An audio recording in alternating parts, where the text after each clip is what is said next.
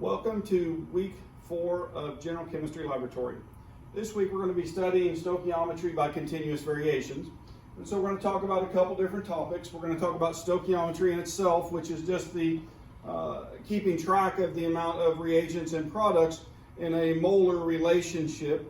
In a balanced chemical equation, we use coefficients. And so this experiment this week is actually going to determine the stoichiometry for the experiment reaction. And we're going to do that with continuous variations. Now, what I mean by that is we're going to have reactants A and B, and we're going to start with A being the limiting reagent, and we're going to finish with B being the limiting reagent.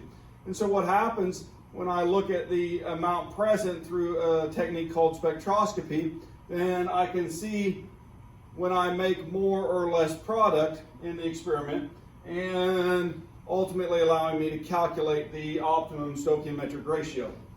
And so to kind of explain this a little bit more, then I have A and B going to products. The product is colored, and so the more product we have, the more color we have. I have some tubes here to kind of give you an example of concentration and color. And so if I'm looking at these three tubes, I see the distilled water, and then a 30 part per million, and then a 100 part per million of a blue phosphate solution. And so that you can see that more light is removed from the darker sample or the higher concentration as it passes through it. So we're going to use that concept to look at the products, okay?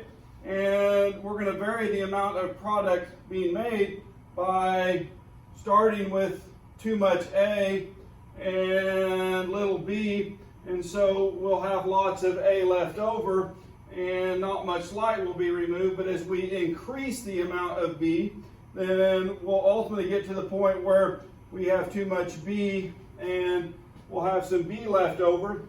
But in the middle, we'll be able to make a graph and find the ratio from volume fraction to the optimum amounts of each of those. And from that, we can deduce a mole ratio and then the stoichiometric coefficients.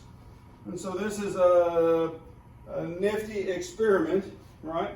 And we're going to learn about stoichiometric coefficients, and then we're also going to learn about spectroscopy. And so in spectroscopy, we're talking about an interaction of light and matter. I've already shown those three samples of different concentration. And when I have that situation and I can calibrate with that, then I can start doing quantitative analysis in that relationship and use a concept, absorbance is proportional to concentration. That's actually called Beer's law. And so Beer's law is absorbance is equal to an extinction coefficient times the cell width times the concentration. But what we find is that absorbance is directly proportional to the concentration of the amount present. And so we're going to use that to see, and I've already shown you those phosphate samples that are mentioned on this slide. All right, now we actually have an experiment where we're going to focus at one wavelength where the light is absorbed, but you aren't going to know that wavelength, so you're going to have to do a scan of the spectrum. And I've set up a spectrometer here on this computer, and I've actually brought in some samples so that you guys can see this operate.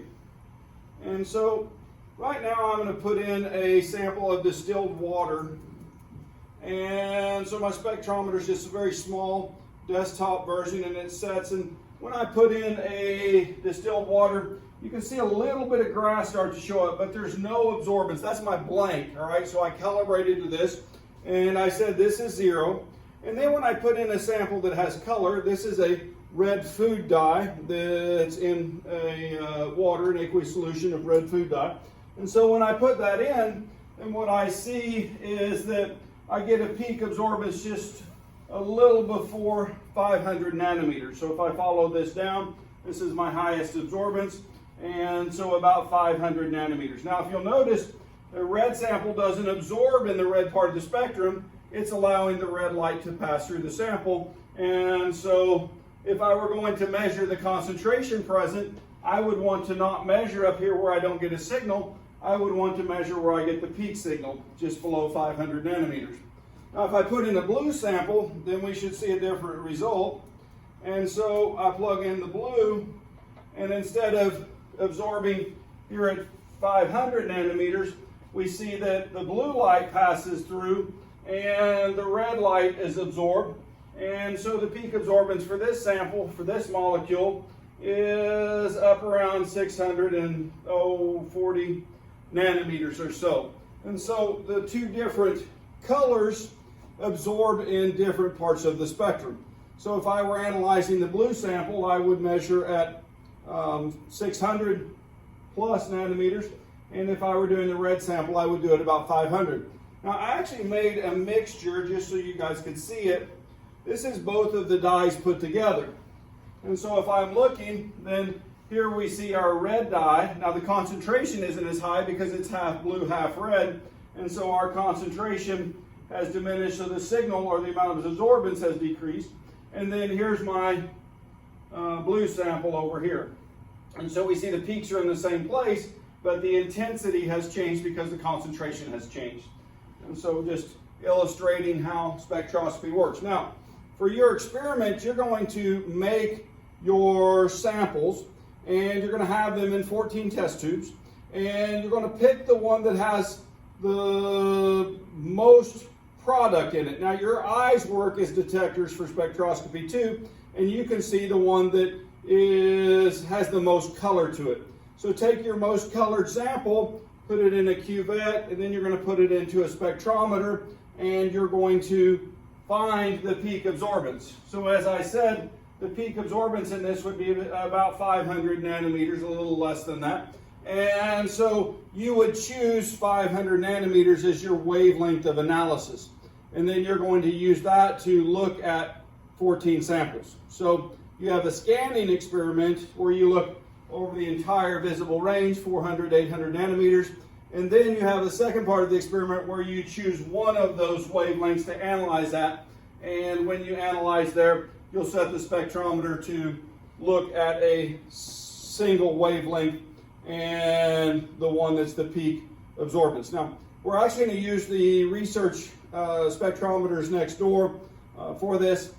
They are very effective for this experiment, even seeing the lower concentrations. And we'll have a lab assistant or myself in there to help you with the operation of them. So anyway.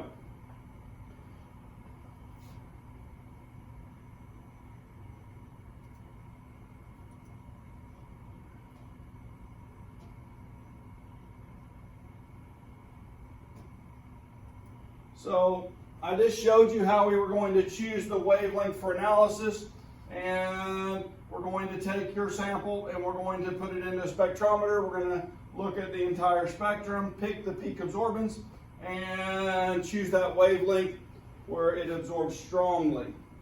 This is just a kind of an interesting slide. I put it in here. This is actually a spectroscopy, 2 different sample scans, and this is actually from about 600 to a little over 1,000 nanometers.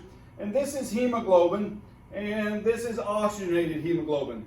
And you guys realize that if we're looking in this region, and this is the red part of the spectrum out here from 600 to about 800, and we see that the non-oxygenated hemoglobin actually absorbs light in that part of the spectrum. And so when you are deprived of oxygen, your skin starts to turn blue because the capillaries, the blood changes color, and it's no longer red or oxygenated, because you notice the oxygenated blood is not absorbing in this region, so it lets the red light be visible. And in fact, when you have a pulse ox device on your hand, you'll notice there's a light inside of it, and it's ratioing some of these wavelengths to determine the ratio of oxygenated to unoxygenated blood to give you a pulse ox percentage. And so anyway, so that's a use of, or practical use of spectroscopy. And so anyway, this is our electromagnetic spectrum. We're going to be looking in this part of the spectrum, in that visible part this week, and just throwing that out there. So actual practical parts, your procedure, you're going to work in pairs.